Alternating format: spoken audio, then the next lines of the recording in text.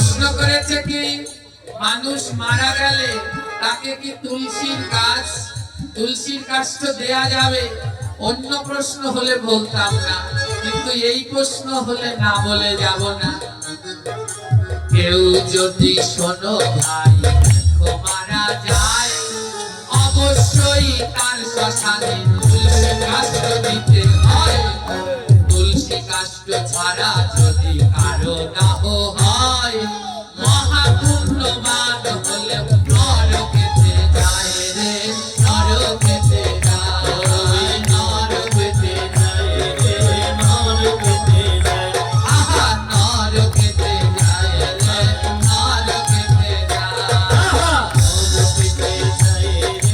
নরকেতে যায়। কেউ মারা গেলে ওই সমাধিতে তুলসী কাষ্ঠ না দিলে সে মহাপুণ্যবান হলেও নরকেতে যায়। সারা জীবন করলে তো কিছুই শেখো না। ভারতের প্রধানমন্ত্রী গান্ধীজি হয়, তিনি যখন মারা গেলেন চন্দন কাষ্ঠ আনলো। এখনো সেই ছবি আছে, প্রমাণ করে দেখো।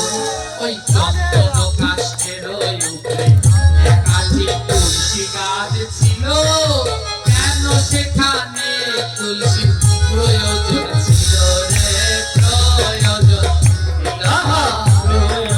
ছিল রে, প্রয়োজন ছিল। যখন ওই প্রধানমন্ত্রী মারা গেলেন চন্দন কাষ্ঠ দিয়ে তাকে সৎকার করেছে। আজ সেই ছবি আছে, ওই চন্দন কাষ্ঠের উপরে তুলসী গাছ দিয়েছে। ওনরা বুঝলেন তুলসী গাছের মাহাত্ম্য, কিন্তু বাঙালিরা আমরা এখনো বুঝলাম না। বলে তুলসী গাছ আগুনে দেওয়া যায়, তুলসী গাছ পোড়ানো যায়। গলায় তুলসীর মালা নিয়ে অনেকে মারা যায়। দুষ্টু পাষণ্ডরাই আবার মালা খুলে রেখে দেয়।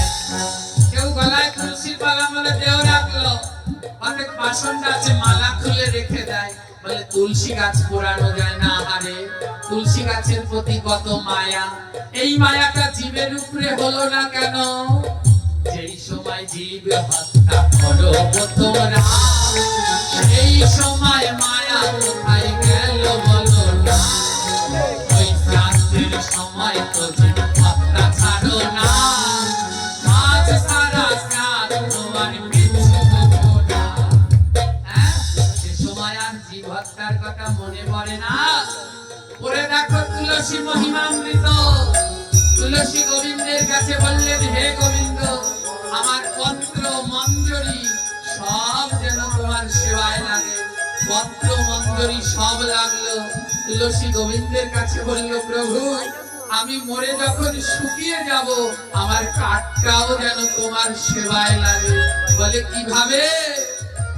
যেইখানেতে যজ্ঞ হবে সেইখানেতে দেয় তুলসী গোবিন্দের কাছে দেখো। ও প্রভু, যেইখানে যজ্ঞ হবে এই তুলসীর শুকনো কাঠ যেন যজ্ঞে দেয়। আমি তুলসী, আমার দেহ কাষ্ঠ যেন পুড়ে ছাই হয় যজ্ঞে। শোনো ভক্তগণ, যজ্ঞ মানে ওই বেদি করে ওর মধ্যে যজ্ঞ করাই যজ্ঞ নয়। আরো একটা যজ্ঞ, তার অন্ত্যেষ্টি ক্রিয়া নাম, ওটাও এক যজ্ঞ। শুনে রেখো যাও, ওই যজ্ঞেও তাই তুলসী কাষ্ঠ দিতে হয়, নইলে কভু যজ্ঞ পূর্ণ নাহি। আমাদের জীবনের শেষ যজ্ঞ ওই দেহটাকে সৎকার করা, ওটা যজ্ঞ, ওটা একটা যজ্ঞ। তাই ওই যজ্ঞে তুলসী কাষ্ঠ দিতে হয়। তুলসী কাষ্ঠ না দিলে ও যজ্ঞ কোনোদিন পূর্ণ হয় না। তাই অবশ্যই কেউ দেহ ত্যাগ করলে, কেউ মারা গেলে অবশ্যই ওই সমাধিতে শ্মশানে তুলসী কাষ্ঠ দিতে হবে। বসেন বাবা, তুলসী কাষ্ঠ দিতে হবে। তুলসী কাষ্ঠ না দিলে তার কোনোদিন উদ্ধার হবে না। হ্যাঁ, আমার দেবেন না, দেবেন না। এখনো সমাজে দরকার আছে, এর জন্য শক্ত হতে হইবে সবাই। বলে যেতে হবে এখন সবারই হালে, আমারও শ্মশানে যেন তুলসী গাছ মরে। বলে যেতে হবে, মরলে পরে চন্দন কাষ্ঠ, ওই যে চন্দন কাঠ কিনে আনেন ও পেয়ারা গাছের চাল, ও লাগবে না, দিও আমায় তুলসী কাষ্ঠ, তুলসীর মালা গলায় দিও, আর তুলসীর কাষ্ঠ দিয়ে আমার শেষ যাত্রা সাজিয়ে দিও। তাই অবশ্যই তুলসী কাষ্ঠ দেবেন। হ্যাঁ, আমি তো দেই মা, এ আপনাদের জায়গায় নয়, সব জায়গায় আছে। যেখানে কেউ মারা যায় আমি লুকিয়ে লুকিয়ে এক টুকরা তুলসী কাঠ নিয়ে যাই। আমি ওই আম কাঠ দেই না, কেউ মারা গেলে আমি তুলসী কাঠ দিয়ে আসি। কারণ ওরা তো দেবে না, দিতেও দেবে না, কিন্তু যারা ভক্ত লুকিয়ে লুকিয়ে হলে দেবে। কারণ কেউ না দেখলেও আমার গোবিন্দ তো দেখবে।